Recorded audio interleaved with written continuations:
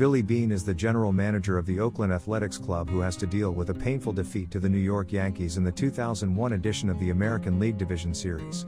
It is not surprising at all because of the fact that his team is only a small team with limited financial support while the opponent is a rich team that is full of star players. Even though Billy knows his team would be brushed off, this defeat still hurts him because he has high expectations for his team. But in the end, they have to release their mainstay players with free agent status because the team could no longer pay their salaries, which is too high. The new season begins. Billy rushes and meets his club owner where he is asked to save on the player budget. But on the contrary, Billy says that he needs more budget to improve his club's performance and would buy a new star player as a substitute for the main players who have left. Although he promises to build a very great team, unfortunately the club owner realizes that the club's financial condition is very difficult, thus Billy has to be able to adjust to the situation. This is worsened by the poor ability of the talent scouting team in finding new players for the club. Billy starts to find a replacement for his mainstay player, which in the process of finding that player, Billy is rejected many times. So in the end, Billy goes to the Cleveland office and tries to get a player from there by mentioning a few names of players. But when the agreement is reconsidered and almost done, suddenly the Cleveland manager cancels the agreement. It is quite strange according to Billy because the manager's decision instantly changes after listening to advice from someone who doesn't even seem to understand baseball. Billy tries to approach that person and then gets acquainted. His name is Peter and now his job is as a player analyst, which revolves around mathematical and technical player statistics. In that year, it is uncommon to use baseball player statistical data as a reference for the value of a player's ability. Managers or coaches only see what happens on the field. If analysts usually judge players based on their abilities on the field, Peter actually judges them from numbers obtained from complex calculations based on player statistics. His explanation catches Billy's interest and he immediately recruits him from Cleveland. Peter officially becomes his assistant and is in charge of analyzing the players. Despite the fact that the fee is relatively cheap, Peter has great potential and looks promising, thus Billy puts his trust in him. After that, Peter explains that there are a lot of people out there who underestimate a player just because of its age, appearance, and personality, where statistically they are good players and big clubs don't care about them. Peter is confident that with the statistical data they have, they can build a great team that contains the most underrated players out there. After exploring the collected data and analyzing it, Peter proposes 3 names, namely Jeremy, Justice, and Hatterberg. After that, Billy meets again with the talent scouts. They give the names they have got, but Billy doesn't seem interested and says that he would buy the 3 players proposed by Peter instead. The talent scouts reject the 3 players for several reasons. Jeremy is known for oftenly disobeying the rules and suspected of using drugs. Justice is a former superstar who is 37 years old and has lost his leg. While Hatterberg is a former player from a club in the middle of nowhere and has a non-repairable nerve damage in his elbow. Otherwise, everyone is chosen based on their on-base percentage and payment. Even though there is a debate, in the end it is Billy who could decide since he is the general manager here and there is nothing they can do. After that, Billy begins approaching each player on the list one by one to offer them a contract. Despite Billy's busyness, he often spends time with his daughter and loves listening to her singing. His daughter's voice reaches deep inside his heart that he is taken back to when he was still in college. He was an outstanding student who was awarded a scholarship at a prestigious university. But one day, he got an offer from a big baseball team agent after they saw Billy's extraordinary talent at a baseball game at his university. The team's agent also had time to say sweet things and false hopes. They did this so that Billy would be tempted and want to join their team, so that he would give up his scholarship to focus on a career with their team. After careful consideration and full of dilemmas, Billy finally decided to accept the offer and became a baseball athlete, declining the university scholarship. Unfortunately, when he entered the real league game, it turned out that Billy's performance was not as good as expected because the real league game was very much different from the match at his university. After his declining performance, he was disappointed with the sweet words from the recruitment agencies that used to praise him too much, and at that time didn't live up to expectations. Billy was very sorry that he had let go of his scholarship, so that in the end he is currently only a high school graduate. He finally decided to hang up his shoes and choose a career in baseball from behind the scenes. Back in the present, one day Billy is invited to have a one-on-one conversation with the chief talent scout named Grady. He strongly criticizes Billy and Peter's strategy because in his eyes, baseball is not only about numbers and science, but the player's ability and experience on the field. This is what makes Grady pessimistic, that he thinks Billy's strategy will only worsen the team's condition. But Billy still insists that this strategy is the most effective way to save Oakland. This argument continues and turns out that Grady is the agent who used to recruit Billy, and then disposed of him when he was no longer useful. The debate that initially discusses the club finally turns into a personal matter between them. Not liking the debate, Billy fires Grady. On the other hand, the training period passes very quickly and not convincingly enough. Hatteberg looks unable to play at first base as promised by Peter, and it is also unlikely that he will return to his original position as a pitcher, because of the nerve damage in his elbow. The first day of the match starts, but Billy has a habit of not watching his team's matches, where he believes that his team would lose if he watches the match live.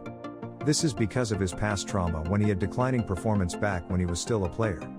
He usually spends time at the gym or something when his team is playing. It turns out that his team loses that day, just as many people's predictions. Their performance is still poor despite following Billy and Peter's strategy. Then, Billy comes to Art, who serves as coach, and asks him why he played Pena, where Billy believes that Hatteberg would play better. However, Art rejects Billy's suggestion because he is the coach and is in charge of compiling the roster. Oakland's first loss is believed to be the start of the club's disaster, and everyone believes that Billy is the one that should be responsible for buying bad players. As time goes by, Oakland has lost 14 times in their 17 games. The media are convinced that Billy's experiment, called the Moneyball, has failed. Rumors circulate that his position as general manager would be replaced by someone else. However, behind Billy's calm demeanor, he is actually frustrated by seeing his new strategy that doesn't work because Art doesn't want to play the three players who have been prepared according to the plan. In these difficult times, Peter reminds him not to act with emotions because it will only harm himself. Until one day, the club owner calls Billy and Peter to evaluate the team's journey during the first round of the season. He is disappointed with their achievements, but Billy promises that they will change over time and all he needs is extra time. After the meeting, Billy comes home and has a conversation with his daughter where her daughter is quite worried about Billy's dream. Billy, who is actually frustrated, tries to calm her and says that there is nothing to worry about. The next morning, Billy goes straight to Art and asks him to replace Pena with Hatteberg as a player. But Art states that Pena is the best first base player they have, even the best player in all of America.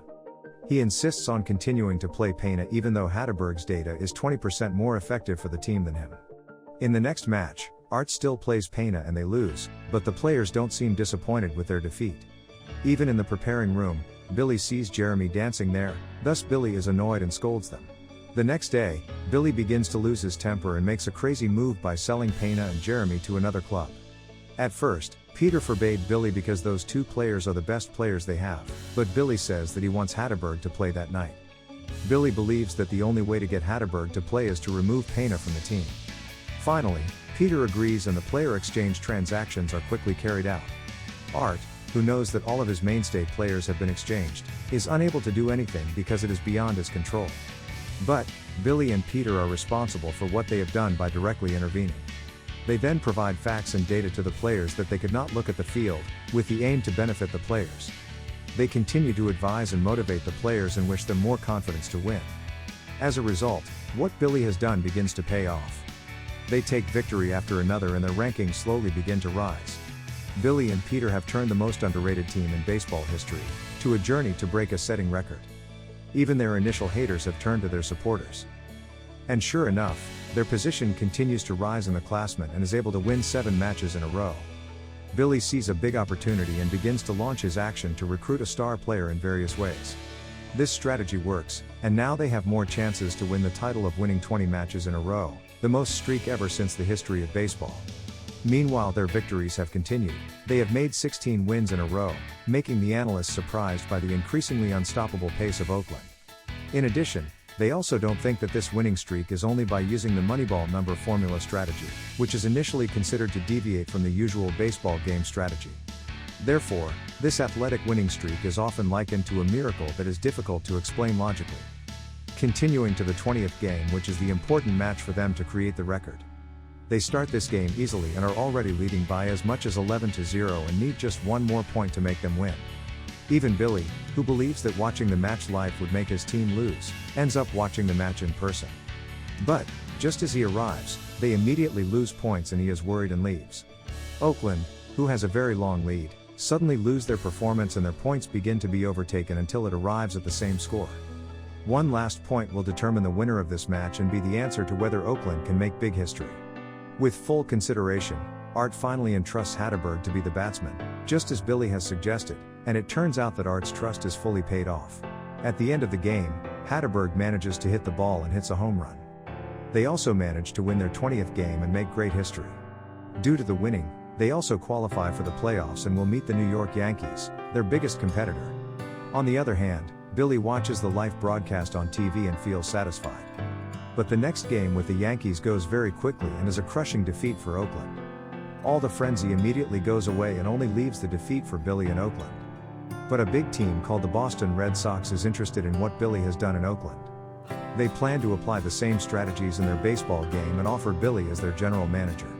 They have prepared a very large contract of $12 million per year, which will be the largest contract for a general manager in history. But, Billy refuses the offer and still chooses to be with the Oakland team, the team that he has admired since high school. 2 years later, the Red Sox win the World Championship using Billy's strategies, proving that it really works. In the end, Billy still hasn't tasted victory and is still aiming to be at the top. Subscribe to watch more videos like this, turn on notifications, and leave a like and comment to help the channel out. Thank you for watching, and see you next time.